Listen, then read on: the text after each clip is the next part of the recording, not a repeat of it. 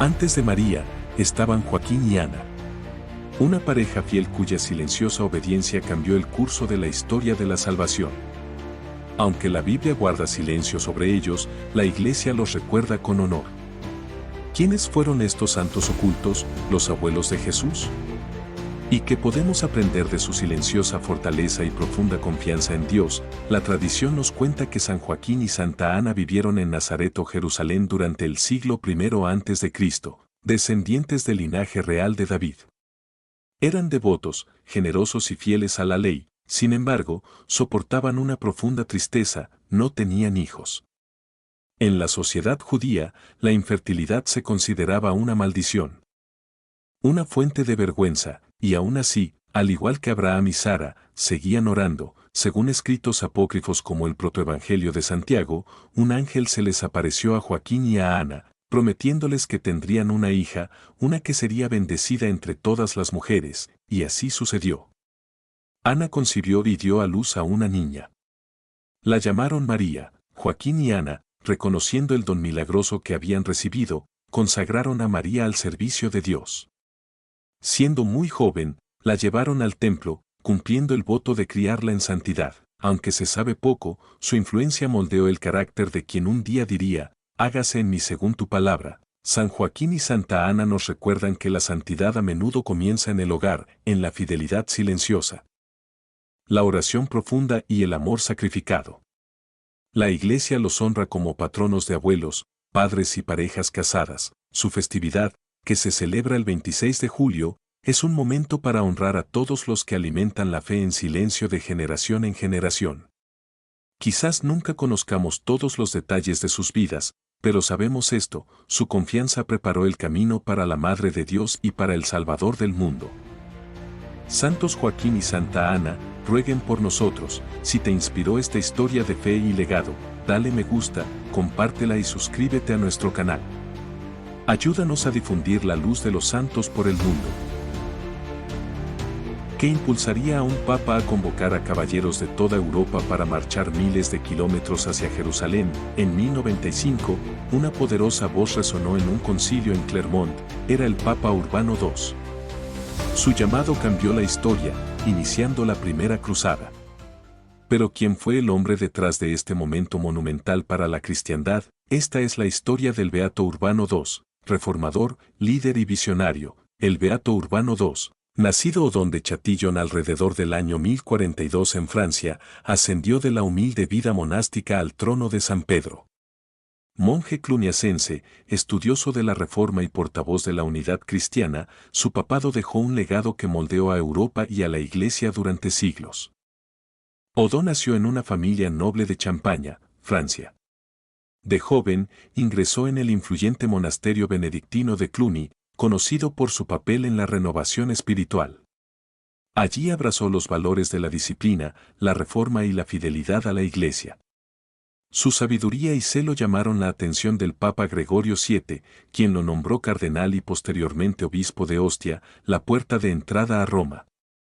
En este periodo, Odón se convirtió en un defensor clave de las reformas gregorianas, especialmente contra la simonía y la investidura laica. En 1088, tras una época de crisis y antipapas, Odón fue elegido papa. Tomando el nombre de Urbano II, se enfrentó a una Europa dividida y a una Iglesia en conflicto. Pero al igual que su mentor Gregorio VII, Urbano buscó la reforma. Continuó luchando contra la corrupción, defendiendo la autoridad papal y trabajando incansablemente para restaurar el orden en Roma. Viajó extensamente, celebrando concilios por toda Europa, en Piacenza, Benevento, Tours, para promover la reforma de la Iglesia, imponer el celibato clerical y unir a los líderes cristianos. Pero el acto más histórico de Urbano tuvo lugar en 1095. En el concilio de Clermont, predicó uno de los sermones más electrizantes de la historia, Deus Vult. Dios lo quiere, invitó a los caballeros de Europa a tomar las armas y viajar a Tierra Santa para defender a los cristianos y recuperar Jerusalén del control musulmán. La respuesta fue abrumadora. Miles tomaron la cruz, lo que dio inicio a la Primera Cruzada. Si bien las cruzadas son objeto de debate en la actualidad, la intención de Urbano era espiritual. unir a una Europa fracturada bajo una causa sagrada y ofrecer un camino de penitencia y peregrinación. Urbano no vivió para ver a los cruzados llegar a Jerusalén en 1099. Murió en Roma el 29 de julio de 1099, apenas 2 semanas después de la caída de la ciudad, pero su legado perduró. El papado emergió con más poder y la idea de la unidad cristiana bajo el liderazgo del Papa cobró fuerza. Su espíritu reformista perduró en futuros concilios y movimientos monásticos, aunque no fue canonizado. El Papa Urbano II fue beatificado por el Papa León XIII en 1881 por su virtud y santo liderazgo.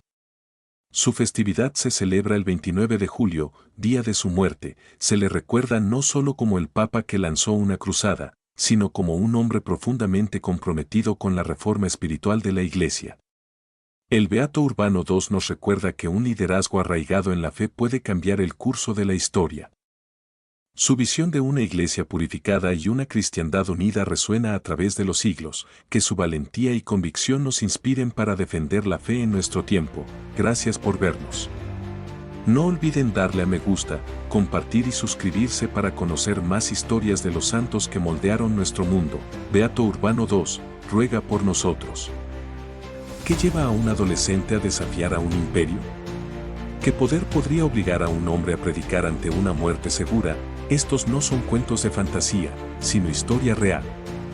Conozcan a Nazario y Celso, dos mártires cristianos primitivos que dieron su vida por Cristo en el corazón del Imperio Romano. Nazario nació en Roma de padre pagano y madre cristiana, quienes lo bautizaron en secreto y le enseñaron el Evangelio. Al crecer, el corazón de Nazario ardía con el deseo de compartir el amor de Cristo.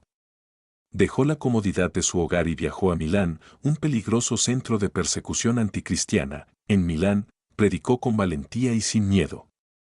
Conoció al joven Celso, un niño inspirado por la valentía de Nazario. Nazario bautizó a Celso y juntos se convirtieron en un equipo misionero, viajando por Lombardía, la Galia, e incluso hasta Tréveris, difundiendo la buena nueva y fortaleciendo a los fieles perseguidos. Pero el imperio no toleraría su desafío. Arrestados en múltiples ocasiones, golpeados y exiliados, nunca dejaron de predicar. Finalmente, bajo el severo régimen del emperador Nerón, fueron capturados en Milán, azotados y se les ordenó abandonar su fe. Se negaron. Nazario fue decapitado. Celso, aún un niño, lo siguió poco después. 2 cuerpos cayeron, pero 2 almas se levantaron, coronadas en gloria celestial, siglos después. En el año 395 después de Cristo, San Ambrosio de Milán descubrió sus reliquias y las consagró con honor. La tumba de estos jóvenes mártires se convirtió en un lugar de oración, sanación e inspiración. Su historia puede ser antigua, pero su testimonio es eterno.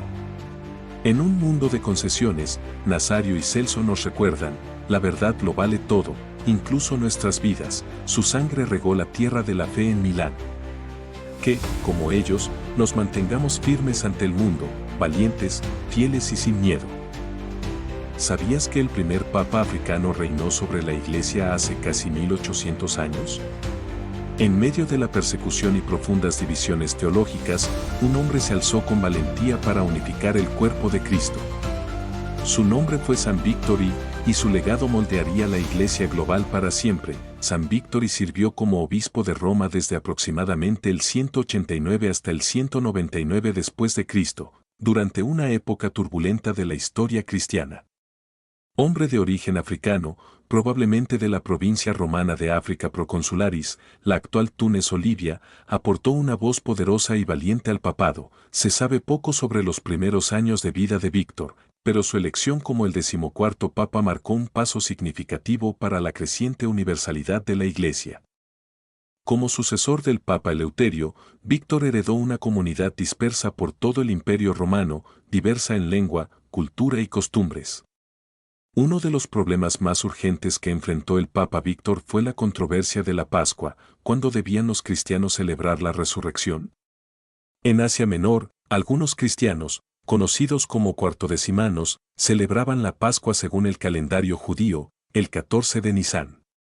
Sin embargo, en Roma y Occidente, la fiesta siempre se celebraba en domingo, Victory convocó sínodos en toda la Iglesia y abogó firmemente por la unidad en la práctica.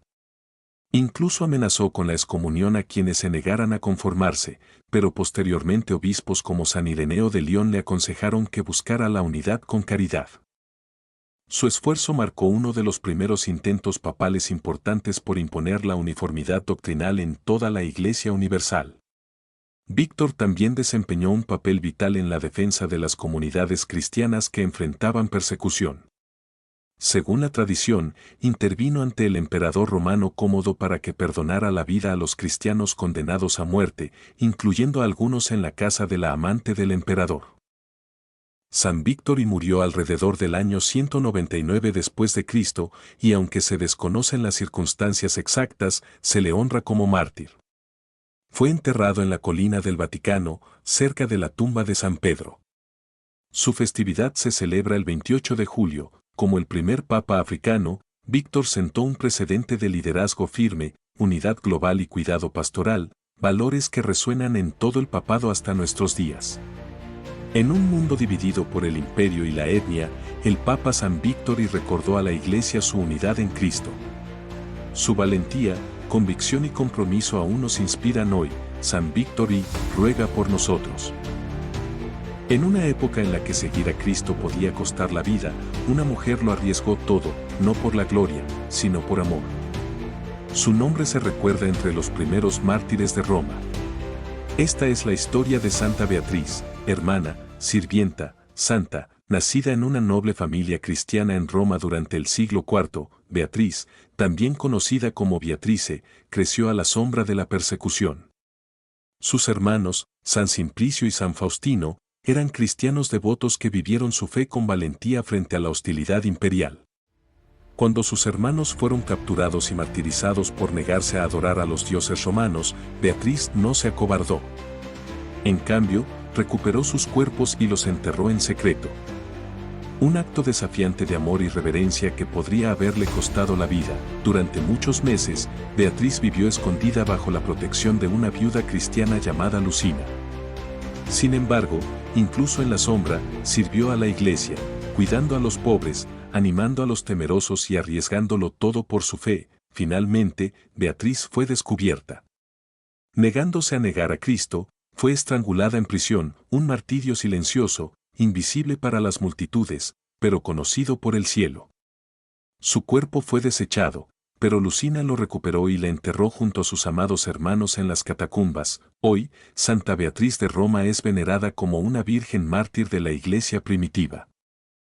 Su valentía nos recuerda que la santidad no siempre es ruidosa ni pública, sino fiel, intrépida y llena de amor. Aunque la historia recuerda a los poderosos, el cielo atesora a los fieles. Que la valentía silenciosa de Santa Beatriz de Roma nos inspire a vivir y amar sin miedo. Y si el mayor acto de fe no fuera un sermón, sino poner la mesa, y si la confesión más poderosa de fe en la resurrección no viniera de un hombre, sino de una mujer con las manos cubiertas de harina y servicio. Santa Marta de Betania, hermana de María y Lázaro, es una de las mujeres más vívidas de los evangelios. Una mujer de acción. Una mujer de fe. Una mujer amada por el mismo Jesús. Encontramos a Marta por primera vez en el Evangelio de Lucas. Mientras María está sentada a los pies del Señor, Marta está ocupada con muchas tareas: servir, preparar, recibir. Frustrada, le pide a Jesús que envíe a María para ayudarla. Pero Cristo le recuerda con ternura que en todo nuestro trabajo, lo más importante es el amor y la presencia con Él. Sin embargo, Cristo no rechaza a Marta. La ama. Ve su corazón, entonces llega el momento de la pérdida. Su hermano Lázaro muere. Pero es allí, en su dolor, donde Marta revela su verdadera fuerza. Antes de que Jesús resucitara a Lázaro, Marta declara con valentía: sí, Señor, creo que tú eres el Cristo, el Hijo de Dios, que venía al mundo. Juan 11:27. Esta es una de las profesiones de fe más poderosas de toda la Escritura. Refleja la propia confesión de Pedro. Más adelante, vemos a Marta una vez más, sirviendo a Cristo de nuevo, no con frustración, sino con alegría. Ha crecido en amor, en fe y en confianza. Santa Marta nos recuerda que la santidad no está solo en la oración, sino en la paciencia, en la hospitalidad, en una fe que se mantiene firme ante la muerte. Nos muestra que un corazón que sirve también puede creer con valentía. Santa Marta, ruega por nosotros, para que sirvamos con alegría, creamos con valentía y recibamos a Cristo en nuestros hogares y corazones. ¿Qué pasaría si tus palabras fueran tan poderosas que te valieran el título de doctor de la palabra dorada? En una época en que las herejías amenazaban a la Iglesia y la fe estaba bajo fuego, la elocuencia de un hombre silenció el error e iluminó los corazones con la verdad. Esta es la historia de San Pedro Crisólogo, nacido alrededor del año 380 en Imola, en el norte de Italia. Pedro se crió en una época de agitación política y confusión teológica. Pero desde muy joven, su corazón ardía de amor por la verdad de Cristo. Bajo la guía del obispo Cornelio de Imola, fue ordenado diácono y, finalmente, sacerdote, distinguiéndose por su humildad, claridad y profunda piedad. La leyenda cuenta que el Papa Sixto III tuvo un sueño. Un ángel le reveló que Pedro sería el próximo obispo de Rávena. A pesar de su juventud y reticencia, Pedro fue consagrado obispo alrededor del año 433. Desde esta ciudad costera de importancia imperial, comenzó su misión, no con violencia ni política, sino con la espada de la palabra. Apodado Crisólogo, que significa palabras de oro, las homilías de Pedro eran breves, agudas y llenas del fuego del Evangelio. Enfatizaba la encarnación, el nacimiento virginal y la unidad de la naturaleza divina y humana de Cristo, defendiendo a la Iglesia contra el arrianismo y el monofisismo con una claridad penetrante. Pero Pedro no era solo un predicador brillante. Era un pastor que vivía lo que enseñaba. Sus sermones incitaban al arrepentimiento, la caridad y la fidelidad a los sacramentos. Una vez dijo la famosa frase: quien quiere reírse con el diablo no puede regocijarse con Cristo. En sus últimos años, Pedro se retiró a su ciudad natal, Imola, donde murió en paz alrededor del año 450. Con el paso del tiempo, se conservan más de 170 de sus homilías, que aún reflejan la belleza y la profundidad de la verdad católica. Reconociendo el poder y la ortodoxia de sus palabras, el Papa Benedicto XIII lo declaró doctor de la Iglesia en 1729. Hoy, San Pedro Crisólogo sigue siendo un modelo para todos los que proclaman el Evangelio con claridad, compasión y valentía. Su lengua era de oro, pero su corazón ardía por Cristo. San Pedro Crisólogo, ruega por nosotros, para que también nosotros podamos decir la verdad con amor. Que la valentía de los mártires, la sabiduría de los médicos, el amor de los santos padres y la fe de los santos nos inspiren a seguir a Cristo cada día más de cerca. Si esta historia te ha conmovido, dale me gusta, compártela, comenta y suscríbete a nuestro canal. Tu apoyo nos ayuda a dar a conocer más historias de fe. Que Dios te bendiga.